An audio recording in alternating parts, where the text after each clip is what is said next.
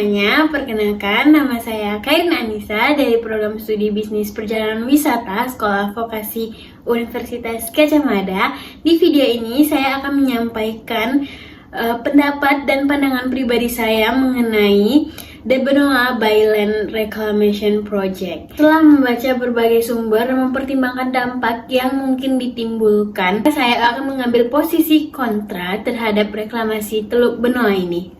Bayangkan sebuah teluk yang selama puluhan tahun menjadi tempat nelayan mencari nafkah, rumah bagi mangrove, ikan, dan ruang sakral bagi masyarakat Bali. Sekarang bayangkan teluk itu ditimbun dan diubah menjadi kawasan wisata mewah. Inilah yang direncanakan dalam The Benoa Baylen Reclamation Project. Dan dalam video ini, saya akan menjelaskan mengapa saya memilih untuk menolak proyek tersebut. Proyek reklamasi Teluk Benoa adalah rencana untuk menimbun sebagian wilayah perairan Teluk Benoa guna menciptakan daratan baru yang akan dikembangkan menjadi kawasan pariwisata terpadu. Pendukung proyek ini berargumen bahwa reklamasi dapat mendorong pertumbuhan ekonomi, menarik investasi, dan membuka lapangan pekerjaan. Namun setelah saya pelajari lebih jauh, saya menilai bahwa manfaat ekonomi tersebut tidak sebanding dengan risiko dan dampak yang akan ditimbulkan. Alasan utama saya kontra terhadap proyek ini adalah karena dampaknya pada lingkungan. Teluk Benoa bukan perairan biasa, tapi perairan ini memiliki kawasan hutan mangrove yang berfungsi sebagai pelindung alami pantai, tempat berkembang biaknya ikan, dan penyeimbang ekosistem laut.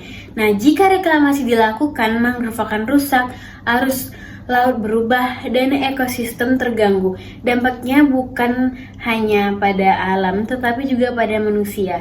Nah, selain itu, Teluk Benoa berfungsi sebagai daerah tampungan alami dari beberapa sungai. Menimbun kawasan ini berpotensi meningkatkan risiko banjir dan sedimentasi di wilayah sekitarnya.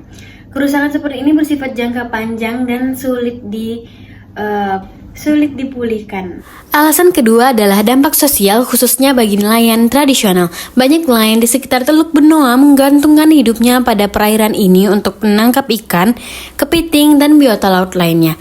Ketika ekosistem rusak, hasil tangkapan menurun dan pendapatan mereka terancam. Yang menjadi masalah, nelayan dan masyarakat pesisir justru seringkali tidak dilibatkan secara bermakna dalam proses pengambilan keputusan. Padahal mereka pihak yang paling merasakan dampak langsung dari proyek ini. Pembangunan seharusnya membawa kesejahteraan bersama, bukan hanya untuk keuntungan bagi segelintir pihak. Selain dampaknya terhadap lingkungan dan sosial, ada aspek lain yang tidak kalah penting, yaitu budaya dan nilai spiritual. Bagi masyarakat Bali, Teluk Benoa memiliki makna sakral. Di kawasan ini terdapat banyak pura dan situs suci yang terhubung dengan kehidupan religius masyarakat. Reklamasi berpotensi mengganggu kesucian kawasan tersebut dan bertentangan dengan filosofi Triharta Karana yang menekankan keharmonisan antara manusia, alam, dan Tuhan. Jika pembangunan dilakukan dengan mengabaikan nilai budaya lokal, maka yang hilang bukan hanya lingkungan, tetapi juga identitas Bali itu sendiri. Oke, sebagai penutup saya berpendapat bahwa proyek reklamasi Teluk Benoa ini bukanlah pembangunan yang berkelanjutan. Keuntungan ekonomi yang dijanjikan tidak sebanding dengan kerusakan lingkungan, ancaman terhadap mata pencaharian nelayan, dan hilangnya nilai budaya serta spiritual masyarakat Bali. Pembangunan seharusnya menghormati alam, melibatkan masyarakat, dan menjaga warisan budaya.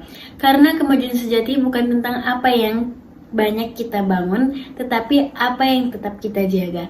Sekian dari saya, terima kasih sudah menonton, sampai jumpa.